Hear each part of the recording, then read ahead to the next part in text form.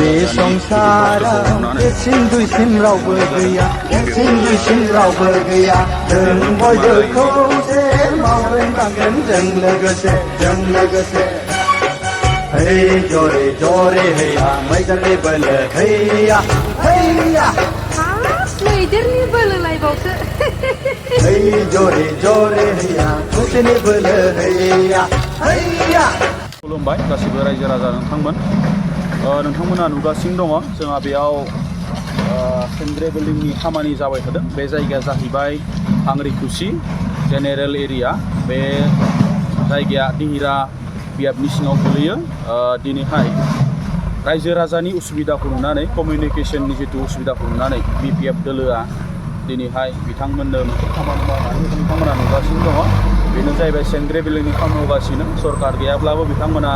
जोबोर मोजां मोनसे खामानि मावनानै होदों बेखायनो आङो गासिबो रायजो राजानि जानानै बिपिएफ दोलोखौ जोबोर साबायखर जासियो जाहाथे फैबाय थानाय समाव बिपिएफ दोलोआ रायजोनि बेफोरबायदि हाबाखौ मावलांबाय थानो हाथों आरो आं साबायखर जासियो जोंनि दिहिरा समष्टिनिफ्राय जि बिथां CWC मेम्बार बिथां आगस्त सिटिग्रा आरो बिथाङानो जोंनि दिहिरा समष्टिनिफ्राय बिपिएफनि सासे बिजाथिनि दाबिदार बिथांखौ आं जोबोर साबायखर जासियो जे जोंनि आर'जखौ बिथाङा लाखिदों जे दिनैनि बे नुबाय थानाय हाबाखौ जोंनि बिपिएफ दोलोआ मावनानै होदों जोबोर साबायखर जासिबाय हाग्रामा महिलारि सार बिथांनिखौबो जोबोर साबायखर जासिदों लोगोसे बिपिएफनि गासैबो दैदेनगिरि मुसलपुर जिल्ला बिपिएफ दिहिरा ब्लक बिपिएफनि दैदेनगिरि नोंथांमोनखौ जोबोर साबायखर जासियो जाहाथे फैबाय थानाय समाव बेफोरबायदि मोजां हाबाफारिखौ मावलांबाय थानो मदद होनायखौथ' जोङो गासैबो बिथिङाव जोङो मददखौ जों नुनाय नङा बेवहाय जिखिनि जोङो एक नाम्बार नैबे ओनसोलनि गोग्लैसोनाय ओनसोलनि गोनांथि बुस्थुआ जाहैबाय जोंहा कमिउनिकेशन बे कमिउनिकेशना जोंहा जोबोद गाज्रि जाय कमिउनिकेशनखौ मोजां खालामनो थाखाय माखासे सम होदावरि होसावरि जोङो आन्दलनबो खालामबोबाय दा आन्दलन खालामबोनायनि बिनिमयाव जोंबो सानदोंमोन जोंनि साननाय बायदिहाय जा मोनसे सुक्ति खालामबाय दा बे सुक्ति खालामखांनायनि उनावहाय जोंहा सरकाराबो दाबाय दा बिनि उनावहाय जोङो सानदोंमोन जे नैबे ओनसोलनि माखासे जेंना लामा सामानि जेंना लोंनाय दैनि जेंना गासैबो जेंनाया सुस्रांजासिगोन नामा जों बेखौ सानदोंमोन खिन्थु दिनैनि थारिखआव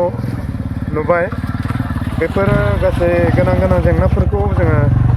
टाच खालामनायखौबो दाबो मोजाङै नुवाखै खारन बेहाय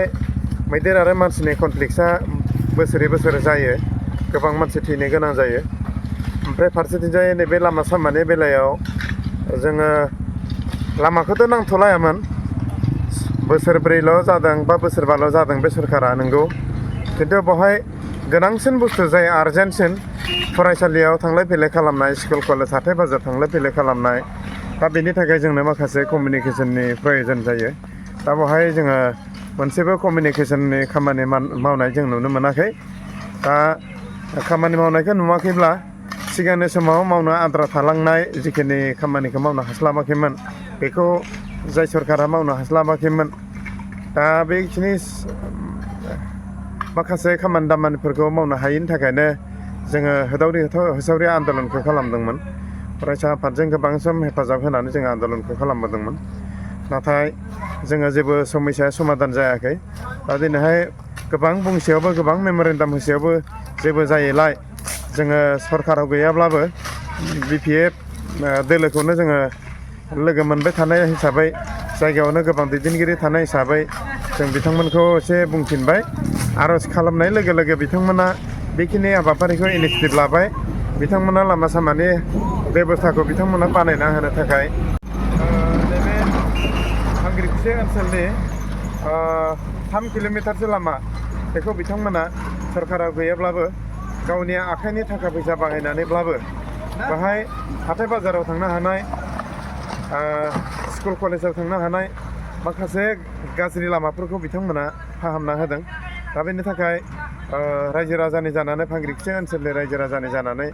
साबायखर बावदोङो फैबाय थानाय समफ्राव जाहाथे बिथांमोननि हेफाजाब आरो सहाय जगाजगखौ जोङो मोनबाय थागोन बेखौ जोङो आसा खालामबाय।